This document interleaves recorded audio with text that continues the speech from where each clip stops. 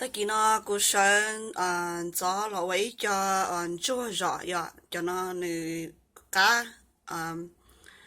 cho chua rõ nó cũng mỗi cho chua nó nè giờ lúc bông chua và cũng xí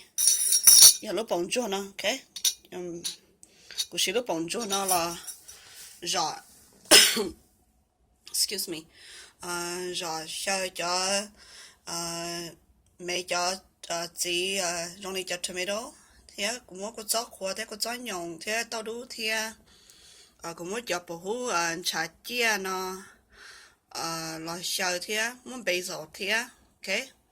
thì cũng muốn thay cho nó nên sai hay thì cũng rõ chắn cho nó nữa nữa cá nè cô chỉ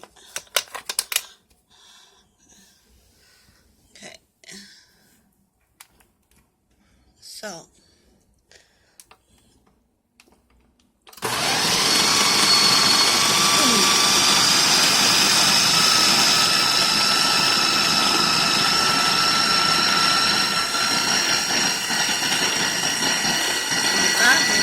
có giọt tôi cũng có kia đó giọt tới nhìn những cái bánh đó đó cái kia thì cái sẵn rồi cái bánh đó là những cái khác thì nó giờ đi xúc giờ đi có gió là như thế mà cái sản món chuyên đây là tao cái xã thì có dụng đi chào lại ok tao tao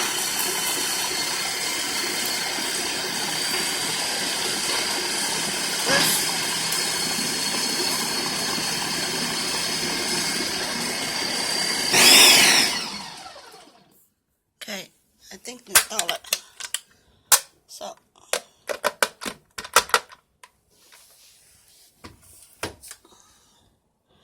nó còn nó chạy đâu, nó còn nó đai nó lại. Thì cô đã có món này giỏi tận gì. Okay. Nó cá cơ.